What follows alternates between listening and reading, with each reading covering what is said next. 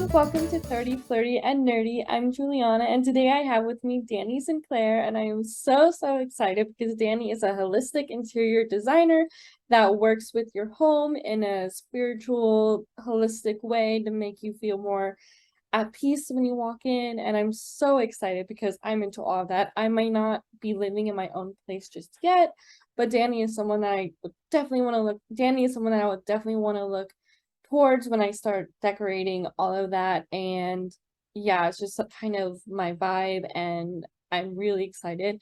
We met through Kelly Bennett, who is one of my podcasting clients and is your director for your creative business. So you work under Kelly and I work with Kelly. So that's how we kind of met.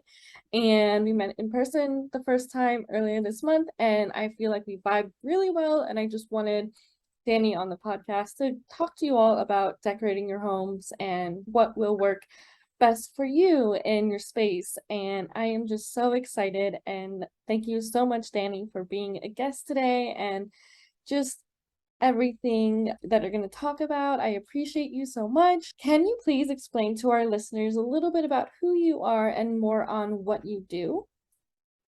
Yeah, absolutely. Thank you for that introduction. I mean, you're pretty much spot on with it. I am a holistic interior designer. And so, what that means is I look at spaces a little bit more beyond the overall aesthetics.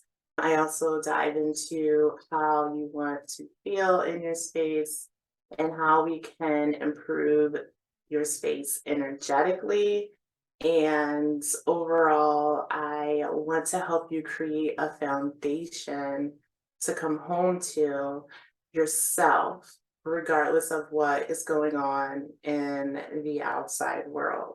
And yourself is really important because, like you said, it's really spiritual, but the practice is all about, the spirituality within yourself, not any certain denomination, just what is that connection that you have, and how do you enhance upon that without, I feel like in this Instagram world, everyone's kind of doing the same things and have similar aesthetics and all that. But what does it really mean for you? And what is the sentiment for you? And what emotions do certain colors and objects bring into the situation, into your home, for yourself? So that's just a little bits of brief overall. I mean, we can dive into the little pieces and parts of that if you want to, or I'll take it from here, your lead. Thank you so much for that introduction. I think it's so amazing how, like you said, when you go into your home, you want to be authentically you. And that part of you, that's you feel calm and that you feel like you belong. And you're right, with Instagram, there's all of these aesthetics, there's all of these, everyone wants their house to look the same, but it doesn't, like when they try, they're not really happy because it's not who they are. So I think my first question is, how would you help someone find their authenticity through their design and through what they want in their home? Absolutely. So authenticity is big. And I'm going to segue this into your brand because I feel as though authenticity is one of the huge things about becoming 30 and being in your 30s that's so important. And once you understand who you are and who you really want to be at your soul's core, it's easier for you to move in a way and make selections that truly reflect yourself without getting caught up in the minutia of everyone else's little microcosms of what like is perfect or Instagram perfect or TikTok perfect or whatever.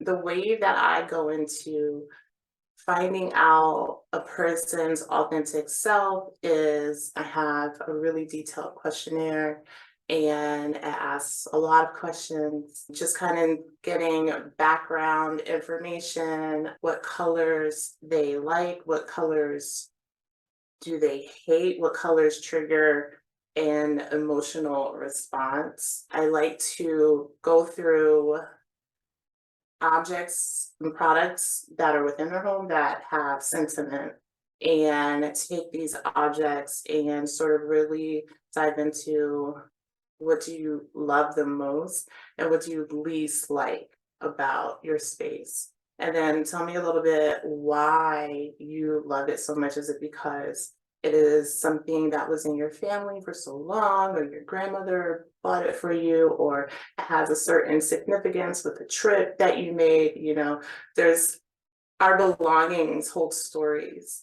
And also, there may be certain things that was gifted to you. You never really liked it, but you don't want to hurt your friend's feelings, so you keep it there, but it's not your color, or it's not your vibe, or, really diving into why are you holding on to things that don't serve you.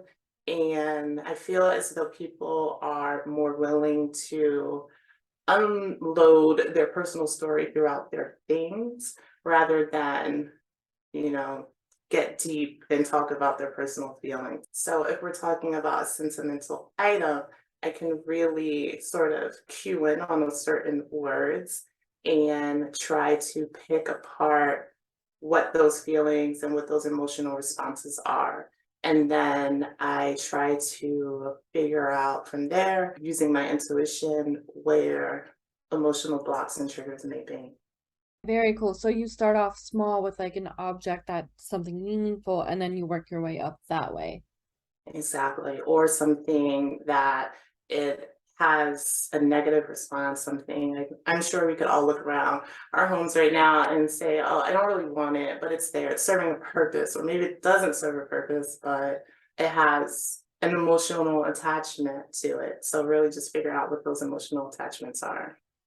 Okay, so being authentic to yourself in your 30s, when someone is just stepping into a new place and they have absolutely nothing at all, like they're not carrying anything with them into their new space, and they need you for help, do you still continue on with the authenticity aspect of them, or how do you go about that perspective if they don't have any objects or anything like that? Like, how would you go about that? I love that. That's a great question. I do work with clients who want to, start fresh, or, just come into a space with nothing. And when they do that, I often ask, why do you want to start with nothing? What's behind that? Because that's something too. It's like you're trying to leave everything behind. So what are you leaving behind? Let's talk a little bit more about that. If you could bring something with you, what would it be? And then let's try to kind of build upon that and figure out what is the feeling that they want to achieve in this new space. And then trying to figure out what certain color tones they might bring in to achieve that mood, or what certain objects and textures that they might want to bring in to achieve that mood. So it's really just figuring out, how do you want to feel? What do you want your space to do? How do you want your space to support you? That's the most important thing.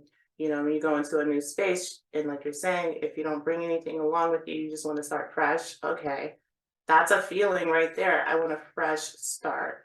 I want clean. Could that be a productive place? Could it be a calm, relaxing place? Like, building upon, that fresh start, what else do you want to bring in? That makes so much sense. I like that. Thank you for that answer. Yeah. So I want to talk about embracing your authenticity in your early 30s and people pleasing. So, Mhm.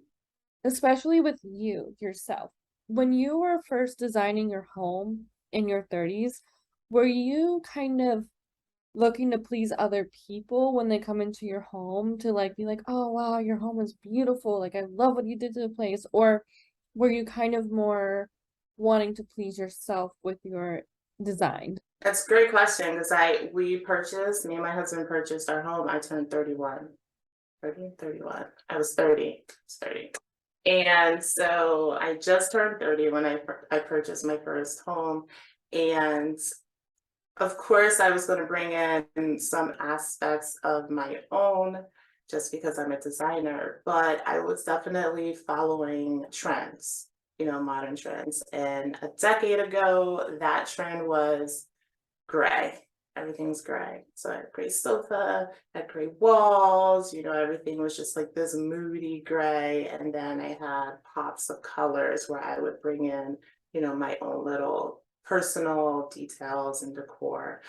And what I found was, especially in COVID, I think a lot of people in COVID started looking around and started going, the space is not serving me. It's not authentic to me. It's no longer aligning with me. And so we went and changed all the wall colors and everything, and just to a much more fresh and much more vibrant and much more natural, life giving colors. So I would definitely say that when you're in your 30s, when you're just starting into your 30s and you turn 30 and you're coming out of your 20s, and 20s, you just kind of start to figure it out. Like in your 20s, when you're in your teens, you think you know everything. And when you hit 20, you're like, oh shit, I don't have anything figured out. Like, what the F am I going to do with my life? Yeah. And so when you hit 30, things start to kind of settle. Dust settles a little bit, and you're like, okay, I know that I don't need to have everything figured out. And that's okay because everybody else is just figuring their shit out as well. And so I just think that along that path, you begin to learn more and more about yourself and embrace your nuances and without any sort of shadow behind it, and just you are who you are. And that creates some authenticity, that creates some alignment within yourself. It's like you start to pull back pieces of yourself that you may have allowed to go in various directions with various relationships and things. And I think in your 30s, you really start to realize the people, your circle that you have around you, and who serves you and who's no longer serving you. You may not have that same crew that just wants to party all the time. If you're a homebody, you really just start to figure out what you like to do and start creating some boundaries and saying, no, I'm not going to do that tonight because I need to stay home and rejuvenate myself. So I think early in the 30s, it's definitely about figuring out who you are, and bringing all those little pieces that may have become detached and starting to bring that together a little bit more to your core. And you could definitely see that when you walk into someone's space, and if they are who they are through what the stuff that they have around them. Because there's this meme where I see, and it's like, I'm an adult and I have adult money and I could buy adult things, and it's like they show, I'll just say, like, Harry Potter memorabilia or Star Wars things, and like have just fun little toys and everything around them that's kind of shows who they are. And I think that's really cool because it's like you walk in and you're like, wow, that's a lot of, lightsabers, but at the same time, it's like that's who they are. That's what It's they kind of have. like overdrive a little bit, right? Like you're doing it so Yeah. much. I love what you were saying about the authenticity and bringing that into your home. And another question I wanted to ask you too was, you said in your 30s you were moving into your first home with your husband. Mhm. How did you find the aesthetic that matched both you and him together, that made your home feel like authentically yours for the both of you and not just one or the other? Yeah, that's so awesome of a question because it's something that I run into with clients all the time. And it's usually the woman, the wife, the girlfriend who reaches out, but it's usually the man who has all the opinions. Really? My That's so yes, crazy. A it lot is of times really, they really don't. crazy. That's so you would think, but they really want to have a lot of input. My husband is very chill and laid back, and he completely trusts what I do. which is awesome. And we definitely have similar type styles when it comes to like our main sense of style. I would say definitely lends more to like mid-century. So that is our like design basis is mid-century, and then I can update it. I don't stick to like one design type, but when it comes to our furniture, most of the furniture styles is mid-century style, so very clean line and very like functional, a lot of metal, a lot of wood.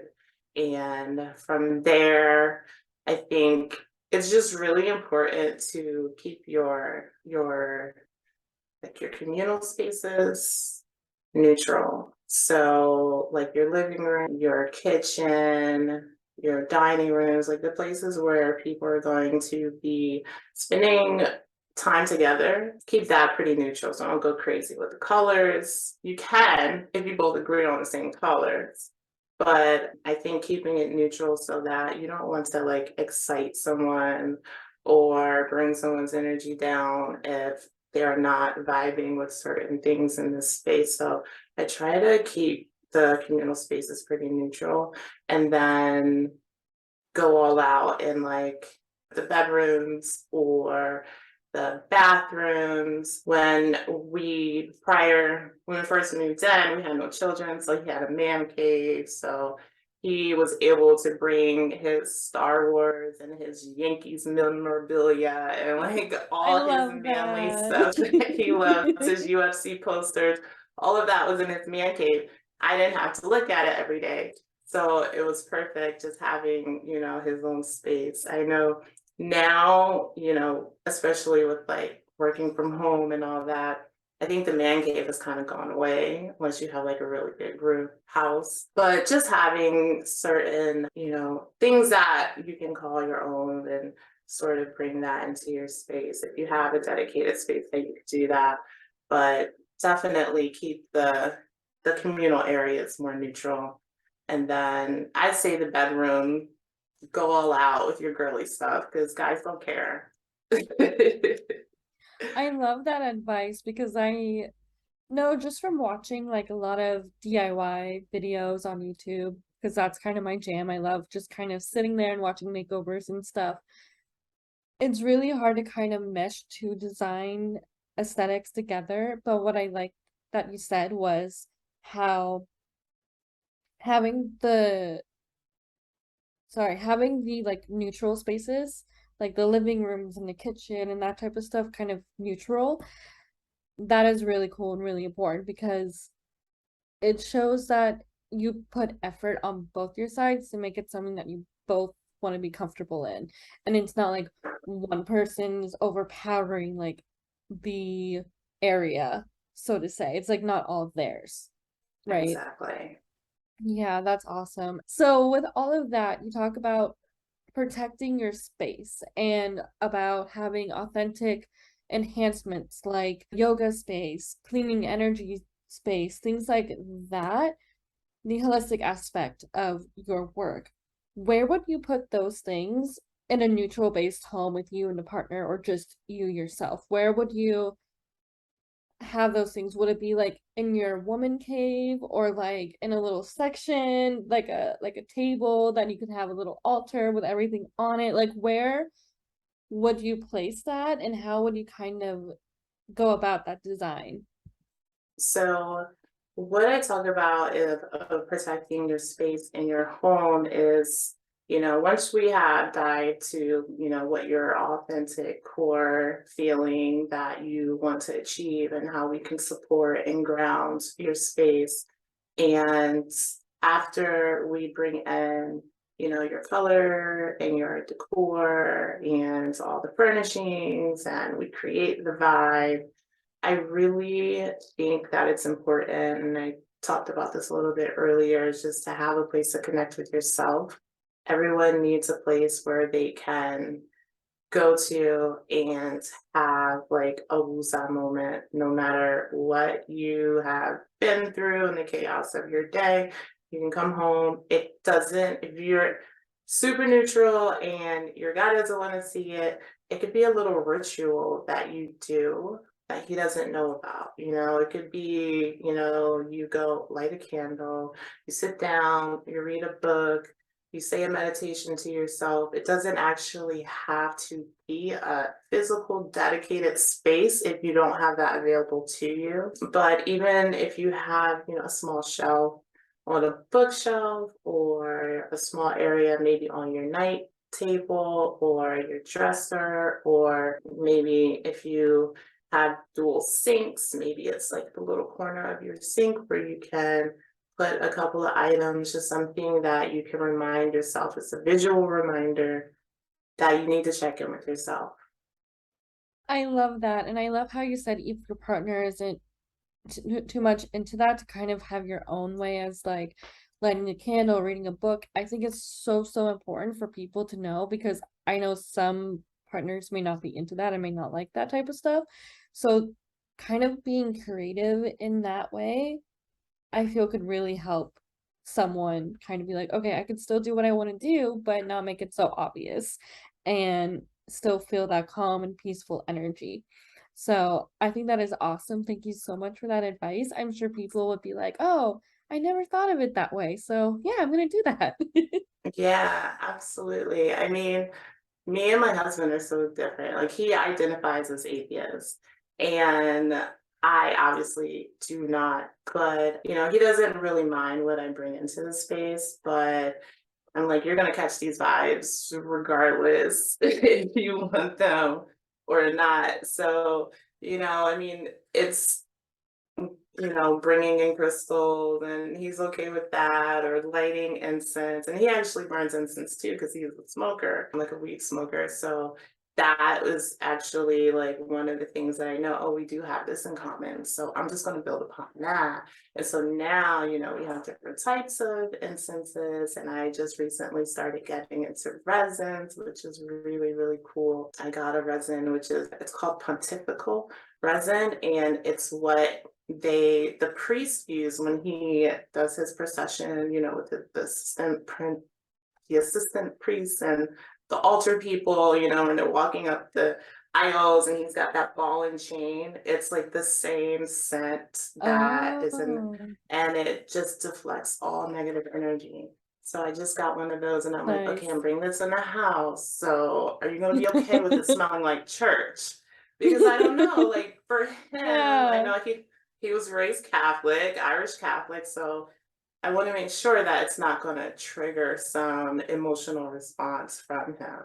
And so he said, no, he liked it. He loved it. It was great. It's like, awesome. So he's slowly starting to be more accepting of my spiritual practices. But I don't know. Sometimes he's just like, just don't talk to me about that woo stuff. Yeah, that's so cool though that you found something that was common as in like incense and you kind of build Mm, upon that to like have your own little spiritual ritual that you do. And absolutely. yeah, and I think it's really, really neat that you're able to still bring part of yourself in and a part of himself in. And like you said, he's gonna catch the vibes. He's gonna catch, the good feel energies. And I bet he feels great, even though he might not realize it, you know? Exactly. Exactly. Earlier in our conversation, you were talking about accepting your shadow when you are turning 30s. In your late 30s, you're talking a little bit in your bio about owning your power, accepting your shadow, and knowing your worth. Can you Mhm. kind of explain what you mean by that and what that process was like for you, how you accepted your shadow, kind of what the shadow would look like for someone else, and just kind of how you became the woman you are now in your 40s through the lessons you learned in your 30s? Absolutely. It's a great question. So I would say that once, in that earlier part of your 30s, you're embracing your authenticity, and you're sort of coming into alignment with yourself, and you're realizing what does and what does not work. And you may be starting to understand, different aspects of yourself, which also do or do not work, or bring up negative associations and negative emotions, which we would call shadow. And I think that in your earlier 30s, your shadow is not a completely healed space. You're not used to shining light into the area yet. It's you may know that it's there. I know for me personally, it's there. It was something I tried to. I admit it was there, but I didn't really want to deal with it. I just kind of avoided it, and it's like, "Hi, how you doing?" And we're gonna go this way. So when you are coming more into your authenticity, you start to begin to peel back away parts. When you start beginning to peel back the layers and getting closer and closer to your core self and your core values, you really begin to understand what you are worthy of and how what you bring to the table for yourself and what you bring to the table for other people. And by doing so, you begin to own your own power. And once you understand where your power is, and you have this power, you have the strength, you're able to look at that shadow in a different space. And then you're able to kind of locate it and sort of spend time with it more than in the earlier 30s. So once you start beginning to spend time with it, you might have somebody call you out on it. And it's like, yeah, it is what it is. Like, I know. Rather than being triggered by it and then maybe going off on somebody for calling you out on your shit. So it's really about, there's like two spaces. I think that's where like the flip flop happens between your early 30s and your late 30s. It's just having your owning your shadow, knowing that it's there, and then being able to accept your shadow from a healed space. And then once you have that power, you can begin to recreate stories about that shadow. It's I don't know if you can completely remove the shadow, but you can definitely create different stories around it. And those triggers that would come up, you may not have different emotional, physical, psychological responses to that. So you will just act at more of a place of peace and more of a place of power and more a place of strength. And then that goes into once you know what your worth is and where your worthiness is, you're able to create more boundaries and saying, okay, well, I know this upsets me. I know this is a trigger and I'm not healed yet. So we're just going to say that you can't cross this boundary. And I think that when you I think that when you are coming from more of a healed place of shadow, you're able to recreate those boundaries to a more suitable way instead of, just building up a big wall. You're able to, you know, have it be more permeable, let a little bit more things in because you have growth and you're able to communicate yourself differently and you're able to present yourself differently to other people. Yeah, I think knowing what your shadow is and accepting it and just kind of being like, yeah, that's who I am, but I'm okay with it and I learned about it and I'm accepting it and just kind of working through it. That does have so much power because you're not scared about it anymore. And would you say like kind of working through that power, a great way to start would be like therapy and going to do like Reiki and things like that? Do you think will help you recognize your shadows? Absolutely. So I've done yoga since I was introduced to yoga in my freshman year of college. It was like my physical education. And it was then that I was really brought into like the sort of like spiritual kind of world. But once I started meditating, which, like most Americans do yoga for the physical aspect of it. And it wasn't until maybe, I want to say, I know exactly when it was when I had my son who's 8. Shavasana was painful for me. I couldn't sit there. I couldn't quiet my mind. I couldn't just kind of like go with the flow. But once I had a child, I really appreciated silence. And so it kind of turned a light on for me, and I was able to like look deeper into certain aspects of my psyche, or just being able to quiet the mind where there was so much chitter going on before. I never knew that my mind wasn't quiet. It's like once you find that space, going back to the previous is, you connected neurons that you just have to keep rebuilding on. So once you start meditating and with a consistent practice, it's not easy and it's hard to sit in silence a lot of times, but sometimes 60 seconds of silence is better than none. So I don't like to say, oh, you have to sit there for 30 minutes. I don't often have 30 minutes. I try to aim for 10 on most days, but sometimes that's not achievable either. So, 1 minute, 2 minutes, 3 minutes of silence sometimes is all you need. And once you start sitting in your own silence, those things are gonna come up. The You're gonna start becoming more in tune with yourself. And that's when you're gonna start realizing, hey, when that person said that to me, I didn't feel good. What was that about? And then you just start questioning, why? Why did I have this response? Why?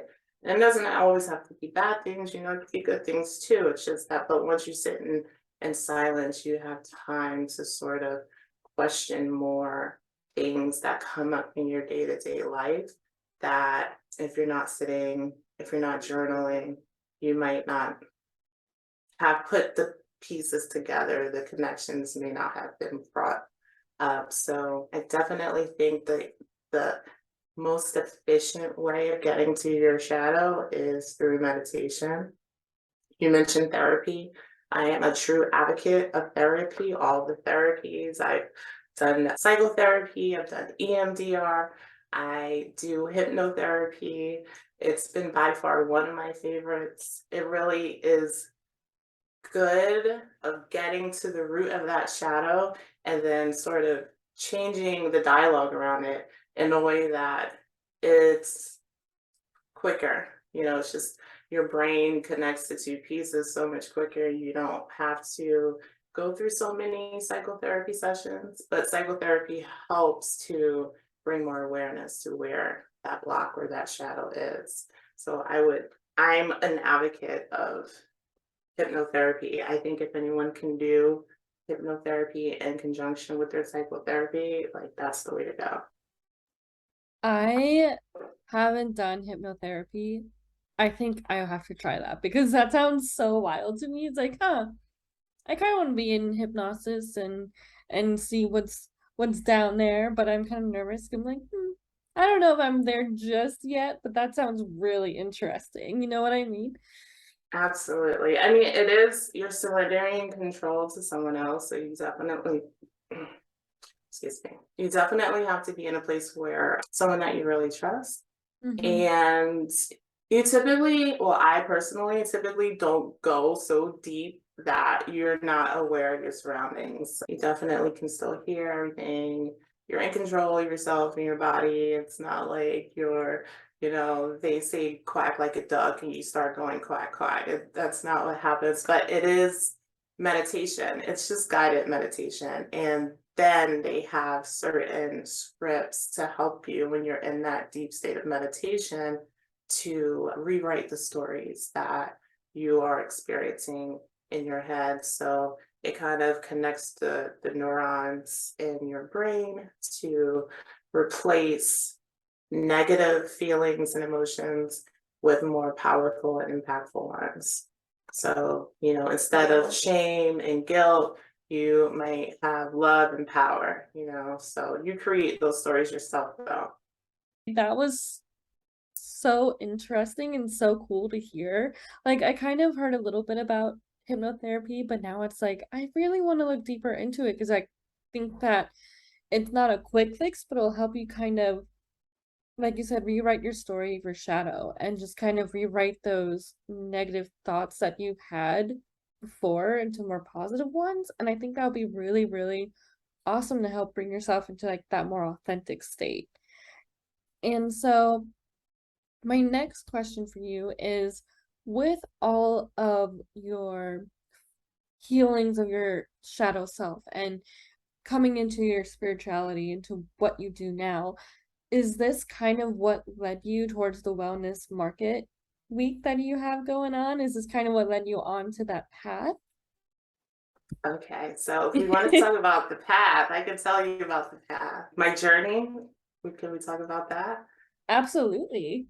Okay, so my journey into this space began, like I mentioned before, I started taking yoga when I was a freshman in college, and I just turned 40. I didn't mention that. So I am 6, 7 weeks into my 40s. So this is why I can like reflectively look back in my 30s. I have always had yoga as a sort of like a foundation in my life. Things get tough. I just always fall back on yoga, and my practice has not always been consistent, but I know it's always there. I can always go to my mat. And if that just means, laying in a child's pose for 2 minutes, if that's all I got, sometimes that's all you need.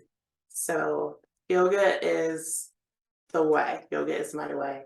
In 2019, I had gotten to a corporate burnout with my corporate job. And I just got to a point where I couldn't take it anymore. And I got on the internet looking for yoga retreats. I found one in Nicaragua. I got on the plane, went to a vegan yoga retreat for a week. I didn't stay vegan for a week, but it was still beautiful to be in the it was a volcanic beach, so sulfuric sands and water. It was just amazing. And that was my aha moment. Like, this is not a fulfilling life for me.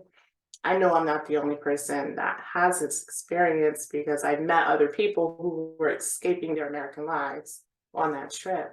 So, what can I do to help assist other people who may be having this issue with, this so-called work-life balance? And how can I use, yoga? Like, if yoga is my respite, how can I use rest yoga to bring into other people's lives, into their spaces, to support them?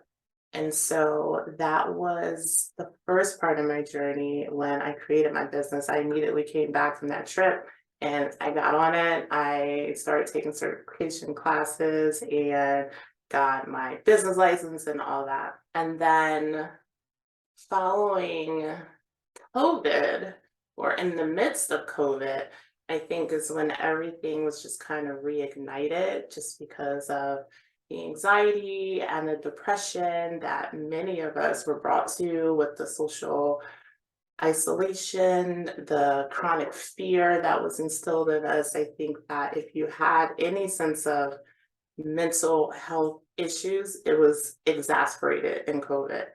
And I didn't know that I had anxiety until my acupuncturist diagnosed it. My liver chi was off. And once we got it under control with a series of herbs, all natural, I had an aha moment one day where I was just like, I'm at ease. And I don't know that I've ever felt this way before. Like, in my, at the time, 39 years. Like, wow, this is amazing. And so that was another point, a turning point for me, where just going through these emotions and having to deal with mental health. And it's so great that we have these platforms now on TikTok, and we have all these podcasts that you can listen to and, you know, sort of see if it associates with you, if it resonates with you, and get some perspective and some self-help through that. And so then I was able to take that moment and figure out how I can dive deeper into further supporting other people in their space, because it's something I myself had been brought to as well. So about a year ago, is when I met Angela Bliss and Tamara and Dana of Today Wellness. The ladies and I figured that there's all these different areas and pockets of communities within the valley and the holistic wellness area. Why don't we sort of create a community where we can all do this together? Like, it doesn't have to be, this event that's happening this weekend, this event that's happening that weekend. And, there's so many aspects of healing and holistic healing that we just want to shine light on for everyone, so everyone has the opportunity to maybe meet someone who is a Reiki or a hypnotherapist or an acupuncturist, or all these different things that you might be interested in but not truly know the avenues on how to engage them. So what we're doing is we're having these mini workshops where people are introducing themselves to the community and saying, hey, this is what I do, this is what I bring to the table, here's a takeaway for you. And you can follow them along in your journey if you choose to later in your day to day. And in that, I will be hosting a Heal Your Space with Color Therapy, where I will be talking about some color psychology basics on how, certain colors bring up certain emotions for most people. Certain colors may be also triggering for some people because they have negative associations with them and certain trauma responses with them. So just being able to recognize what comes up for you, if it is good, what associations these colors have psychologically, and what rooms are better suited to bringing into these colors. So like we were saying earlier, you want to keep your living room kind of neutral. So there's certain colors that you want to have there. You don't want like a red living room that's gonna make everybody angry and everybody's gonna be fighting. But a dining room or bathroom might be a cool space to have red if you do it right. So just being able to know, what colors you can bring into your space and what those psychological responses that they bring. That is so awesome. That's going to be a really cool workshop. I'm so excited for the event that you have coming up because, like you said, it's going to be really cool to meet different people in the space, meet different types of practitioners and different people that do things that you probably never even heard of before. And you're like, oh, what's this? I want to learn more about it. And you might find that it will jive with you. And you're like, oh, like, I want to work with you. Like, I think it's so cool bringing everyone together. And I'm so excited. I am going and I already signed up for a few workshops. I'm very excited for your event. Do you mind sharing with the audience who lives in Las Vegas if they want to go, who is going to be at this event? Who are your vendors? Who are the people like sponsoring? Who are the practitioners? Like who's going to be there?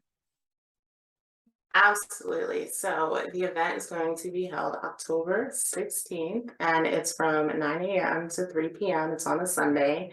It's held at the Emeralds at Queensridge. So it's across the street from Boca Park in the Summerlin area. It's a private event space. It's a beautiful space. There's indoor and outdoor areas. We have a private meditation space where we're going to have several vendors. We'll have a sound bowl healing. We will have a violinist for sound healing. We will have many meditations in that room. We'll have some journaling sessions, so that will be awesome. We also have a yoga floor where we will have other forms of the many different types of yoga that's available, as well as belly dancing and Tai Chi. Our growth floor, which is going to be more of the like teacher-led workshops, which is where my workshop will be held. We'll have a lot of just informative types of takeaways there, and then an outdoor gazebo space where we'll have a cacao ceremony. And I mean, there's just so many different areas. Like, it will be impossible for you not to find something that you are interested in. We have about almost 40 different workshops going in each of those areas altogether.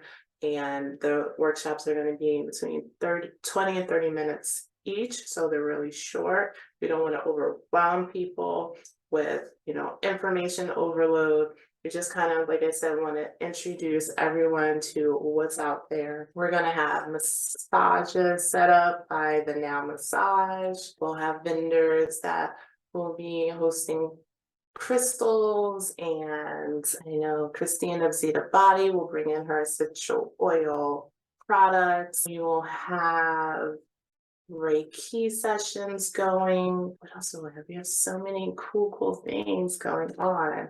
I mean, That's it's why I'm so really, excited.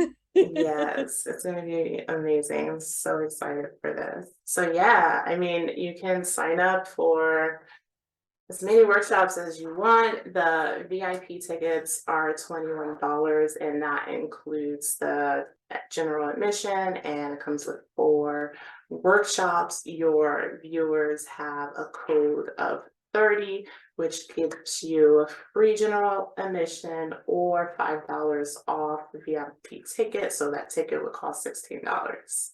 And you can buy those tickets at wellnessweekendmarkets.com, and on there you can see all of the vendors that are available and all of the different workshops that we have available in our schedule. That is amazing. Thank you so much for the code. And the code is 30. Is it 30, or is it spelled out 30? Yes, THIRTY. Amazing. Thank you so much. And I'm sure people in Las Vegas who listen to this and want to go, if you do go, let me know if you use my code or not. I'm so excited. Thank you so much for that awesome gesture. I'm sure people are going to appreciate that. I know I do. And I know I did. So yeah, thank you so much. I'm so excited for your event. I keep talking about it, and it's Thank gonna be you. really fun. I've been craving for something like this for a while. Yes, Yeah. that's what we're finding. People just want to come back together again. We need a community. We need to lean on one another. We need to heal together, because there's been, a lot this past few years. So we're trying to create a healing space for everyone. Yes, thank you so much for doing so. And I'm sure it's gonna be absolutely beautiful and wonderful. And for those that go, I will be there. So I would love to say hi. Danny will be there, and like a ton of other people will be there. I believe Letitia will be there too, right? Doing a Yes, she will. mind. She will be doing a mind fuel session. Wow. Yeah, I mean, we'll have so many vendors. There's Yay. so many. Yeah. So everyone should go. I'm so Yes. excited.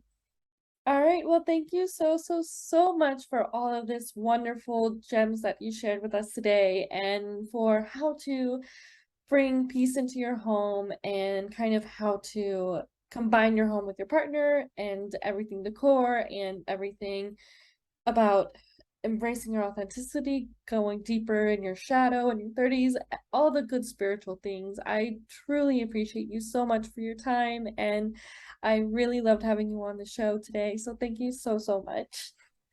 Thank you. I appreciate this platform you're doing. It's beautiful. Thank you. I appreciate that. Hey friends, thank you for listening to today's episode. Please take a moment to follow and review this podcast so it could reach others. Also, if you leave a review, I'll be sharing your review in the next episode. Lastly, if you want to be part of this growing podcast, chat about your life, your profession, passions, or if you have advice that you wish you had at 30, please sign up at the link provided in the show notes. I would love to have you as a guest on the show. Thank you so much for listening, and I hope you have a wonderful day.